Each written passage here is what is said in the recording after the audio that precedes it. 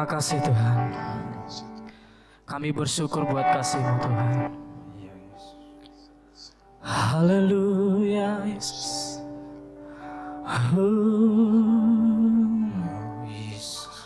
Ku bersyukur padamu Tuhan atas kasih-Mu dan bermazmur bagi nama-Mu yang kudus.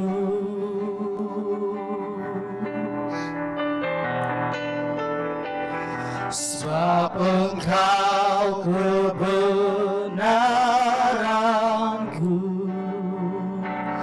padamu ku percaya.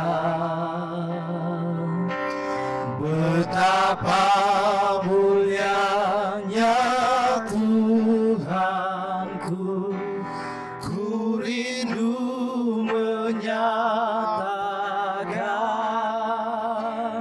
tinggikan diri-Mu mengatasi langit. Kebesaran-Mu Tuhan mengatasi bumi. Tinggikan diri-Mu mengatasi langit. Kemuliaan-Mu Tuhan mengatasi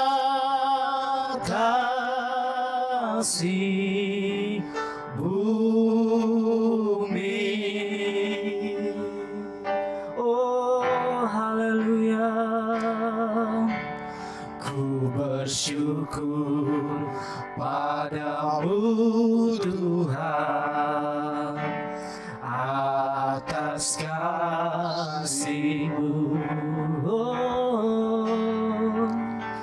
dan bermazmur bagi nama-Mu yang kudus. Sebab Engkau Tuhan, oh Jesus, sebab Engkau kebenaranku, padamu ku percaya. Amin. Betapa mulianya Tuhanku, ku rindu menyatakan, tinggikan diri-Mu mengatasi langit. Oh, kebesaran-Mu Tuhan mengatasi bumi, mengatasi bumi. Tinggikan diri-Mu mengatasi langit. Kemuliaan-Mu, kemuliaan-Mu Tuhan mengatasi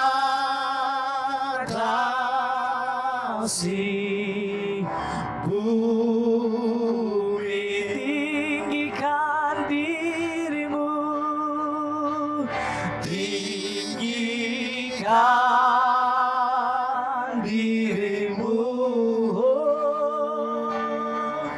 mengatasi langit. Kebesaran-Mu, kebesaran-Mu Tuhan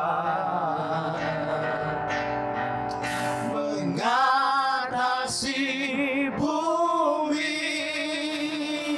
tinggikan dirimu,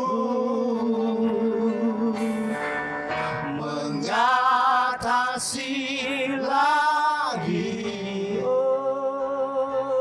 kemuliaan-Mu, kebesaran-Mu, kebesaran-Mu Tuhan, kemuliaan-Mu, kemuliaan-Mu Tuhan, mengatasi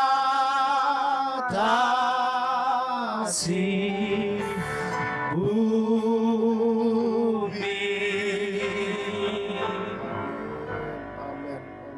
Shalom, saya Pendeta Peter Angkat Nampitupulu menyampaikan salam sejahtera kepada para pendengar firman Tuhan pada saat hari kenaikan Yesus Kristus ini. Dengan kasih Tuhan, saya menyapa seluruh rohaniwan dan jemaat Gereja Penyebaran Injil dimanapun Bapak Ibu berada pada saat ini. Selamat merayakan hari kenaikan Yesus Kristus ke sorga. Kita bersuka cita untuk kesempatan ini. Saya ucapkan juga selamat beribadah kepada seluruh jemaat GW Petra yang sedang beribadah di rumah masing-masing. Mari sama-sama bersyukur untuk peringatan kenaikan Yesus Kristus ke sorga pada hari ini. Hari ini adalah merupakan hari ke-39 untuk kita melaksanakan doa puasa raya di GPI Petra.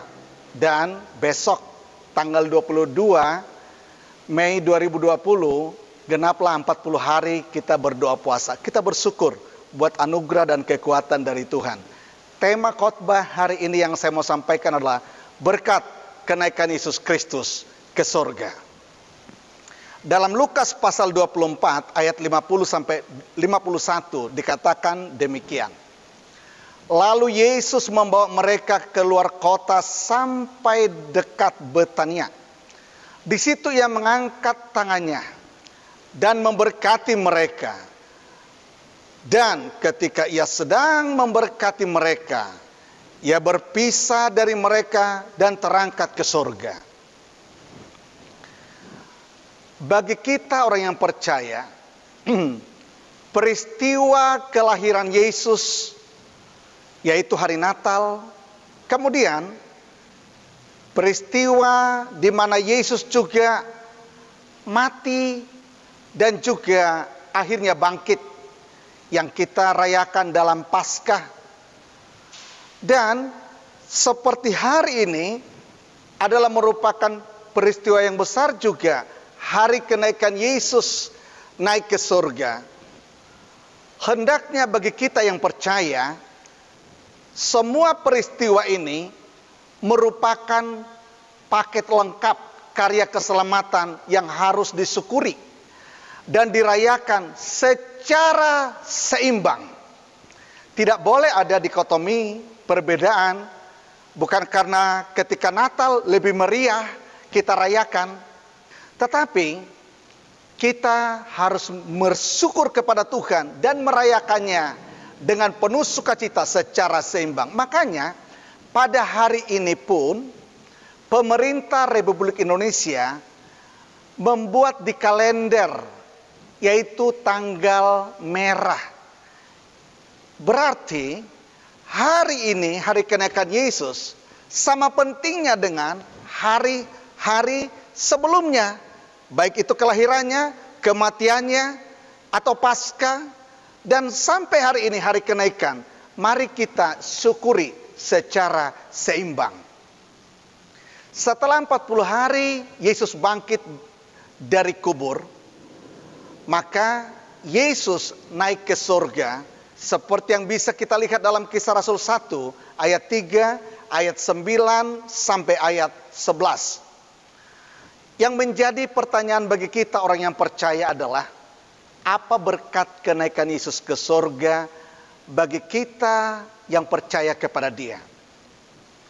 Yang pertama, kenaikan Yesus ke surga itu memberi peneguhan bahwa Yesus adalah dari sorga. Dan dia ketika sudah datang ke dunia ini, dia pun kembali ke sorga. Itu sama dengan pulang kampung. Dalam Yohanes 3 ayat 13 dikatakan, tidak ada seorang pun yang telah naik ke surga selain daripada dia yang telah turun dari surga, yaitu anak manusia. Maksudnya di sini, yang naik turun ke surga itu hanya Yesus saja. Enggak ada yang lain, saudaraku. Ya, kecuali ada beberapa tokoh-tokoh iman yang sebelumnya seperti Henokh naik ke surga, dan juga saudaraku, tokoh-tokoh yang lainnya juga yang naik ke surga. Itu hanya beberapa saja. Dan kita melihat ketika kita menerima Yesus sebagai Tuhan dan Juru Selamat secara pribadi, kita percaya, kita bertobat, dan juga kita masuk dalam baptisan. Pada saat posisi seperti itu, kita sudah menjadi warga kerajaan surga. Kita pun menjadi warga surga. Kita memiliki hidup kekal dan menjadi warga surga sejak itu, dan secara roh kita tidak pernah lagi mati, tetapi kita memiliki kehidupan yang kekal.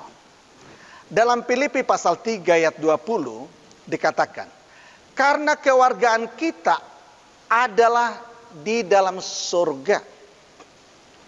Dan dari situ juga kita menantikan Tuhan Yesus Kristus sebagai Juru Selamat. Berarti ketika kita sudah terima Yesus secara pribadi, sampai kita melakukan pertobatan dan baptisan air itu, kita sudah menjadi warga surga menurut ayat yang kita baca tadi.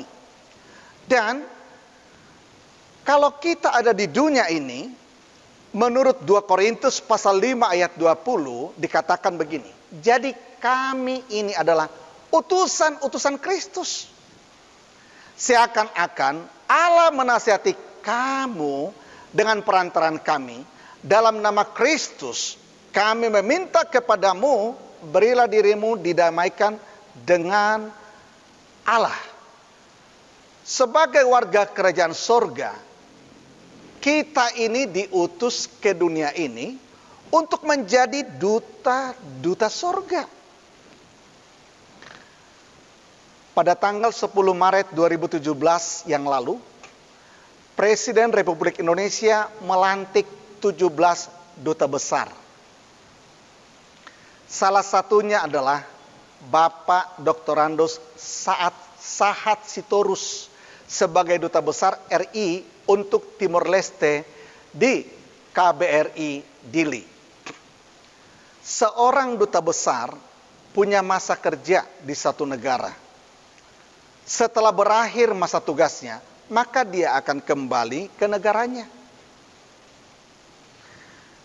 Demikianlah kita juga, masing-masing kita yang percaya sebagai warga surga, yang ditempatkan Tuhan di dunia ini, kita memiliki tanggung jawab untuk menjadi duta kerajaan surga. Untuk itu, marilah kita menunaikan amanah yang dipercayakan Tuhan kepada kita sebaik-baiknya ketika kita ada di dunia ini sebagai duta-duta surga.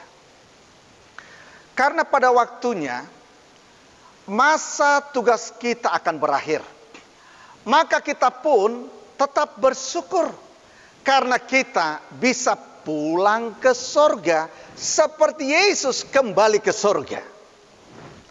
Peristiwa ini bukanlah hal yang menakutkan bagi orang yang percaya, karena kita akan berjumpa dengan Yesus yang sudah terlebih dahulu merintis jalan bagi kita untuk pulang ke rumah Bapa.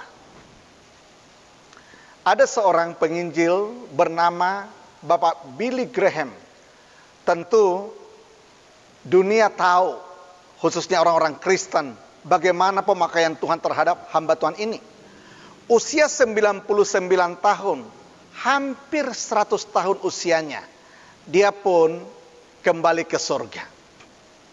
Sebelum dia kembali ke surga, dia selalu berkata, I never die.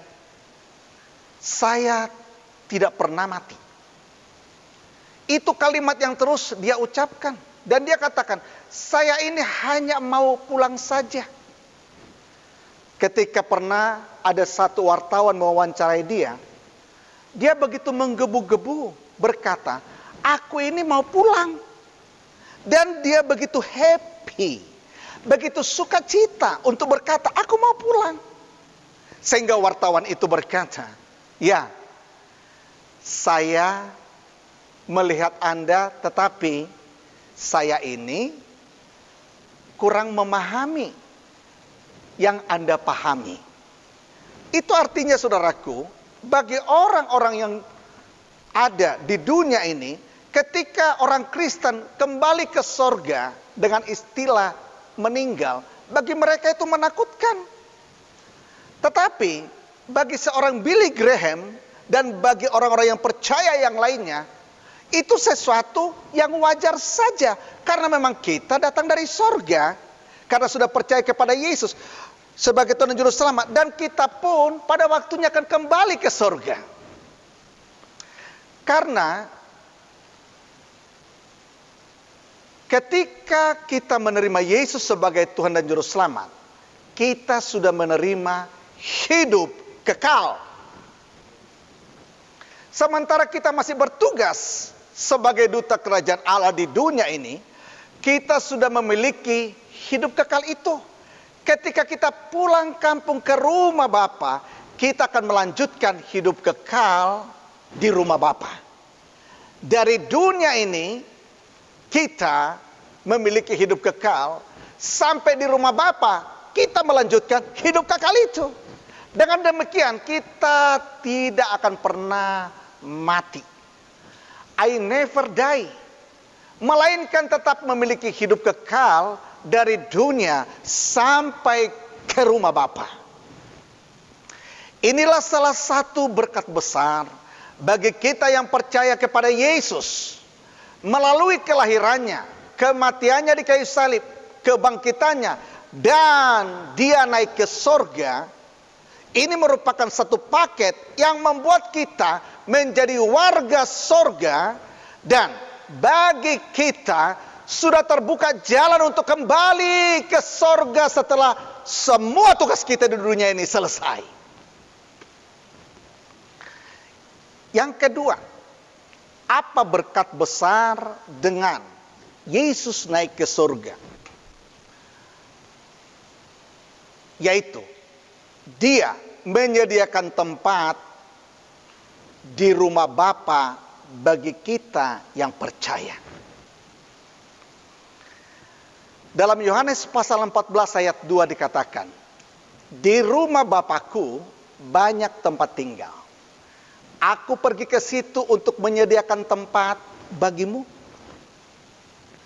Dalam ayat 3, dan apabila aku pergi ke situ dan telah menyediakan tempat bagimu, aku akan datang kembali dan membawa kamu ke tempatku, supaya di tempat di mana aku berada, kamu pun berada.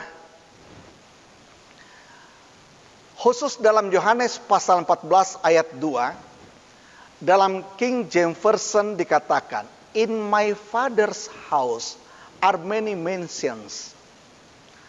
Mansions itu adalah rumah mewah. Dan jumlahnya many, banyak. Di rumah Bapa yang disediakan rumah-rumah mewah untuk kita. Ini yang ditampilkan ini adalah contoh saja yang ada di dunia ini. Nah ini, contoh-contoh rumah-rumah mewah yang ada di dunia. Tetapi saudaraku perlu tahu, kalau itu arsiteknya adalah manusia. Kalau di rumah Bapa, arsiteknya itu Yesus sendiri.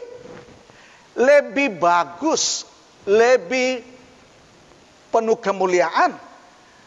lebih mewah yang disediakan di rumah Bapa oleh Yesus bagi kita dibanding dengan siapapun arsitek yang ada di dunia ini. Saya mau ajak kita sepintas melihat gambar rumah Bapa di sorga itu yang disediakan itu seperti apakah. Itu bisa kita lihat dalam Wahyu pasal 21. Wahyu pasal 21 ayat 2 dikatakan, dan aku melihat kota yang kudus, Yerusalem yang baru, turun dari sorga, dari Allah, yang berhias bagaikan pengantin perempuan, yang berdandan untuk suaminya. Rumah Bapa itu adalah kota yang kudus, disebut Yerusalem baru. Jadi itu kota. Kalau kita bisa melihat adanya Yerusalem di Israel, di Timur Tengah, apakah kita bisa tingkatkan kadar percaya kita akan adanya Yerusalem yang baru juga, walaupun lokasinya berbeda, ya? Ini Yerusalem di bumi, ini gambar yang sekarang di Yerusalem yang ada di Israel. Tetapi Yerusalem yang baru itu, saudaraku, lebih daripada itu. Kalau ada gambar yang seperti ini dibuat, ini, saudaraku, lebih mulia daripada ini, Yerusalem yang baru. Bagaimana bentuk kota Yerusalem baru? Dalam Wahyu 21 ayat 16 dikatakan, kota itu bentuknya 4 persegi, panjangnya sama dengan lebarnya. Dan ia mengukur kota itu dengan tongkat itu 12.000 stadia. Panjangnya dan lebarnya dan tingginya sama. Dikatakan nomor 1, 4 persegi panjang. Itu berarti panjangnya sama dengan lebarnya, sama dengan tingginya. Ayat yang kedua, ukuran kota Yerusalem baru dalam Wahyu 21 ayat 16 itu, kalau dikatakan 12.000 stadia, 1 stadia itu adalah 200 meter. 12.000 stadia berarti kali 200 meter. Itu artinya 2.400.000 meter. Dan itu kalau dibuat kepada kilometer berarti 2.400 kilometer.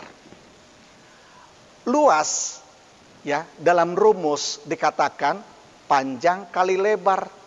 Berarti 2.400 kilometer kali 2.400 kilometer itu berarti luasnya 5.760.000 kilometer. Sangat luas. Ini belum isi. Kalau isi, ya dikali lagi nanti dengan 2.400 kilometer. Artinya apa, saudaraku? Yang disediakan rumah Bapa untuk kita yang percaya sangat luas dan masih cukup untuk kita generasi dan generasi orang-orang yang berikutnya, saudaraku.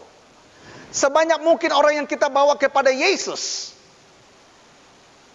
masih cukup di rumah Bapa itu. Karena itu sangat luas sekali. Bagaimana keadaan kota Yerusalem baru? Kita bisa lihat dalam Wahyu pasal 21 ayat 18 sampai 25. Dikatakan nomor 1, terbuat dari emas tulen dengan 12 tembok dari permata yaspis, yaitu dalam Wahyu 21 ayat 18. Dan berikut, dasar tembok dihiasi dengan segala jenis permata. Itu dalam ayat 19-nya. Dan 12 pintu gerbang kota dari mutiara. Itu dalam ayat 21-nya. Dan jalan-jalan kota itu dari emas murni bagaikan kaca bening. Itu dalam ayat 21. Dan Allah bait sucinya. Itu dalam ayat 22. Kota itu tidak memerlukan matahari dan bulan. Sebab kemuliaan Allah menyinari anak domba, yaitu Yesus Kristuslah lampunya. Itu dalam ayat 23. Pintu-pintu gerbangnya tidak ditutup siang hari, Sebab malam tidak ada lagi di sana. Itu ayat 25. Nah, ini kalau saudara perhatikan gambar ini, tidak perlu cahaya matahari dan bulan lagi di sini. Karena memang Allah lah merupakan sinar dan kemuliaannya di sana. Bagaimana suasana rohani di Yerusalem baru? Dalam Wahyu 21 ayat 4 sampai ayat 5. Dikatakan di sana, segala air mata dihapus dari mata mereka. Jadi tidak ada lagi air mata. Berikut, maut tidak akan ada lagi. Dan tidak akan ada lagi perkabungan. Saudara kalau lihat foto ini, tidak ada perkabungan di sana. Indah sekali. Tidak ada ratap tangis, tidak ada duka cita. Segala sesuatu yang lama itu telah berlalu. Saudara, jika saudara memperhatikan betapa indahnya rumah Bapa yang disediakan bagi kita, apa kesan saudara setelah kita jalan-jalan melihat Yerusalem baru ini? Saya justru mohon jangan langsung buru-buru mau ke sana, pulang kampung. Ya. Tunggu, tugas kita masih banyak. Kita kan duta. Karena kita duta, kerjakan sebanyak mungkin di dunia ini. Karena masing-masing kita ada waktunya untuk kembali. Pertanyaannya adalah, siapa yang boleh masuk ke rumah Bapa di Yerusalem baru itu? Kata Yesus kepadanya dalam Yohanes 14 ayat 6. Dikatakan, akulah jalan dan kebenaran dan hidup. Tidak ada seorang pun yang datang kepada Bapa kalau tidak melalui aku.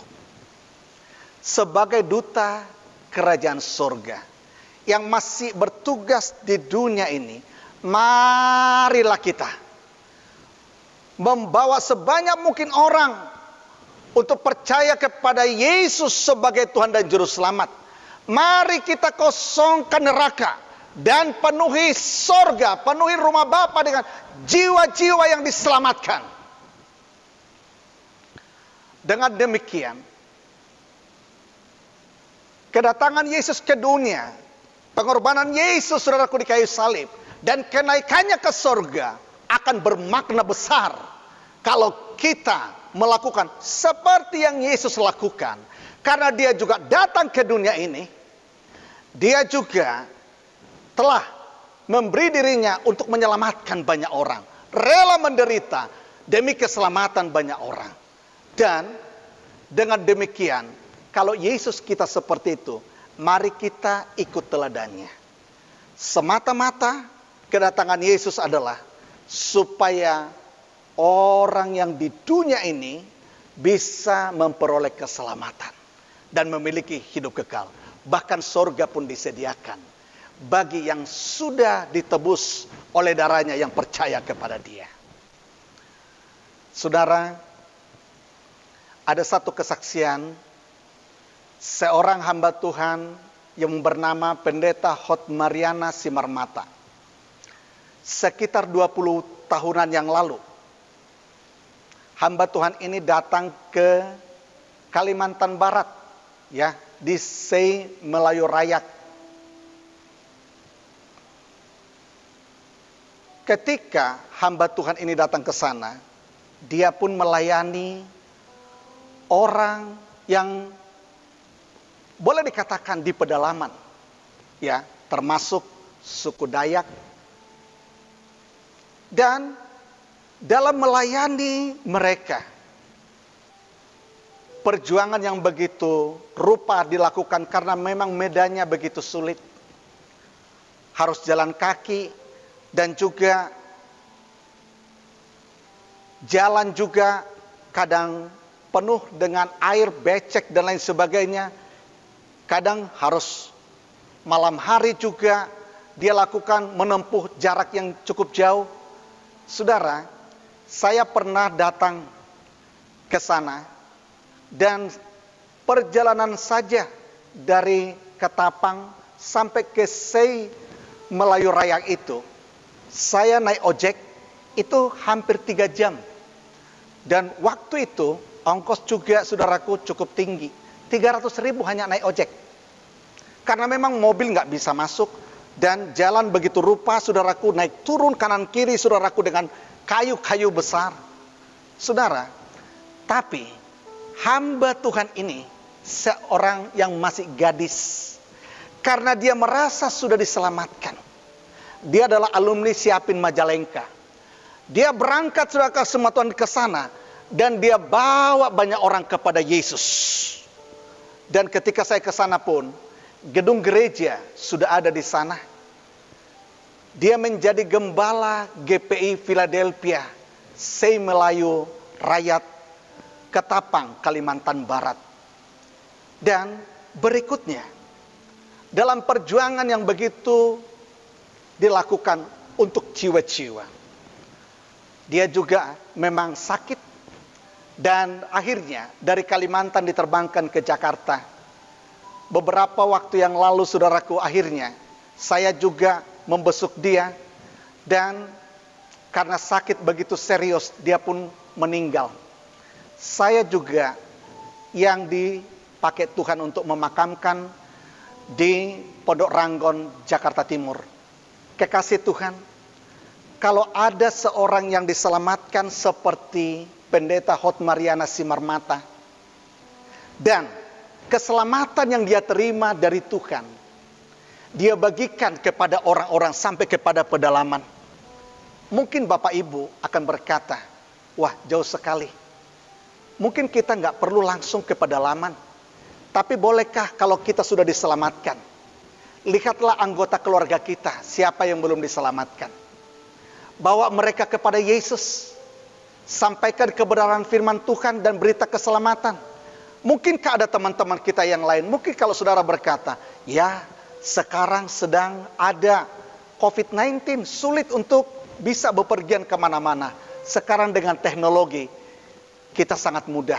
Bisa video call, bisa bertelepon, dan kita bisa lakukan itu.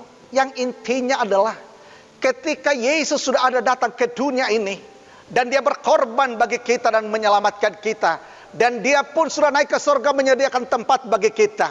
Bolehkah kita mengikuti jejak Yesus yang rela menderita demi penyelamatan orang lain. Dan menyediakan tempat bagi kita yang percaya kepada dia. Mari kita penuhi tempat itu. Dengan kita juga membawa sebanyak mungkin orang. Kita kosongkan neraka. Kita penuhi rumah Bapa dengan jiwa-jiwa yang diselamatkan. Kekasih Tuhan, hari ini dimanapun Bapak Ibu berada, kepastian keselamatan itu sudah menjadi milik kita. Dan berdoalah kepada Tuhan. Dan mulailah saudaraku, beri diri kita dipakai Tuhan menyelamatkan orang lain. Tuhan Yesus memberkati. Mari kita berdoa. Bapa dalam Yesus Kristus, kami bersyukur karena Engkau sendiri yang sudah datang ke dunia ini dan melayani, membawa keselamatan, pemulihan kepada banyak orang. Sampai dirimu sendiri mati di kayu salib demi menyelamatkan kami, dan darahmu tertumpah demi kami. Dan ketika Engkau sudah mati, dikubur 3 hari dan Engkau bangkit, 40 hari berikutnya Engkau naik ke surga. Dan itu pun untuk menyediakan tempat supaya pada waktunya juga 10 hari berikutnya Roh Kudus pun akan dicurahkan ke dunia ini. Itu sebabnya pada saat ini kami mengucap syukur kepadamu Tuhan, karena Kristus Yesus sudah naik ke surga, menyediakan tempat bagi kami, dan supaya berikutnya nanti Roh Kudus dicurahkan kepada kami untuk kami melakukan tugas seperti Kristus telah melakukannya, yaitu misi penyelamatan. Kami berdoa pada saat ini supaya semua yang mendengarkan kebenaran firman Tuhan ini, orang yang belum memiliki kepastian keselamatan, biarlah Tuhan jamah mereka dan selamatkan dalam nama Yesus. Bagi orang yang belum memiliki kepastian keselamatan, ketika mereka membuka hati dan mereka menerima Yesus sebagai Tuhan dan Juru Selamat, Roh Kudus bergeraklah engkau di sana, menyelamatkan semua Tuhan yang mendengar kebenaran ini. Selamatkan dalam nama Yesus, tarik mereka supaya mereka juga menjadi warga negara surga dan masuk di dalam rumah Bapa pada waktunya.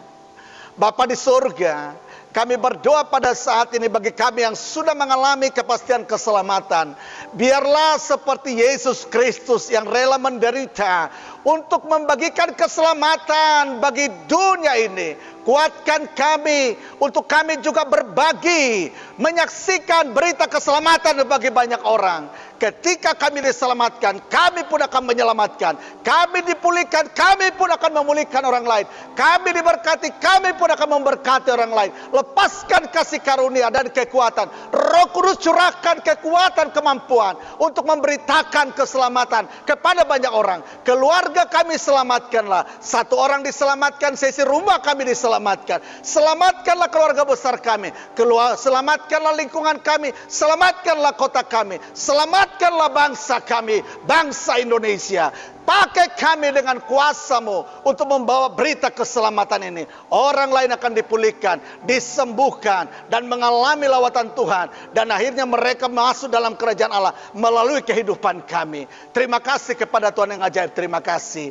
Kami berdoa pada saat ini, jika ada di antara umat-Mu yang sakit, dan termasuk sakit karena infeksi COVID-19 ini, virus corona, oleh kuasa bilur Yesus Kristus, sembuhkanlah semua yang sakit pada saat ini. Kami mengikat penyakit, kami tangking dari setiap tubuh umat-Mu keluar dalam nama Yesus. Oleh bilur Yesus, jadilah sembuh pada saat ini. Dan kalau ada umat-Mu Tuhan yang terdampak COVID-19 sehingga pekerjaan mereka terganggu, kami berdoa beri pekerjaan yang lebih baik lagi, yang baru kepada mereka. Dan cukupkanlah apa yang dibutuhkan Tuhan oleh umat-Mu. Dan penggembalaan hamba-hamba-Mu, pelayanan-pelayanan daripada hamba-hamba-Mu, khususnya yang ada di gereja penyebaran Injil, kami berdoa pada saat ini, biarlah Tuhan memberkati penggembalaan mereka. Biarlah Tuhan memberkati pelayanan hamba-hamba-Mu ini. Biarlah Tuhan memakai kami juga untuk menjadi alat-Mu Tuhan, untuk berkobar-kobar bagi Kristus Yesus demi menyelamatkan jiwa-jiwa. Terima kasih kepada Tuhan yang ajaib. Kami doakan hikmat-Mu turunlah kepada pemerintah kami, supaya pemutusan rantai daripada COVID-19 ini segera berakhir dari bangsa kami ini. Dan bangsa kami menerima salam, menerima berkat, menerima damai sejahtera. Kesembuhan ada di bangsa kami ini. Terima kasih kepada Tuhan, terima kasih. Kami bersyukur buat kebaikan Tuhan. Engkau sudah naik ke surga. Dan kami pun bersyukur untuk kenaikan Yesus ke surga. Pada waktunya, semua yang percaya kepada Engkau akan berjumpa di rumah Bapa. Terima kasih. Kami bersyukur karena semua yang sudah Tuhan kerjakan di dalam nama Yesus. Kami bersyukur berdoa kepada Tuhan saat ini. Kekasih Tuhan, apabila kita di akhir ibadah ini sudah mengakhiri ibadah kita, maka arahkan wajahmu kepada Tuhan. Dari tempat ini, terima dan bawalah berkat dari Allah Bapa, cinta kasih dari Yesus Kristus, serta persekutuan dari Roh Kudus menyertai saudara sejak hari ini hingga Maranatha Yesus datang kedua kali. Dalam nama Tuhan Yesus Kristus. Amin. Tuhan memberkati, khusus Jemaat GBI Petra, besok hari, yaitu hari Jumat tanggal 22 Mei 2020, kita akan mengakhiri 40 hari puasa raya GBI Petra. Kita bersyukur saudaraku. Dan besok kita akan adakan ibadah dan doa dengan live streaming pukul 19. Saya sebagai gembala GBI Petra akan berdoa bagi jemaat yang telah melakukan doa puasa melalui live streaming. Dan biarlah besok kita jumpa pukul 19. Kita siapkan diri supaya Tuhan melepaskan urapan kuasanya. Bahkan Tuhan membuat kita saudaraku menjadi orang yang bersemangat setelah kita selesai saudaraku melakukan doa puasa ini. Tuhan Yesus memberkati. Shalom.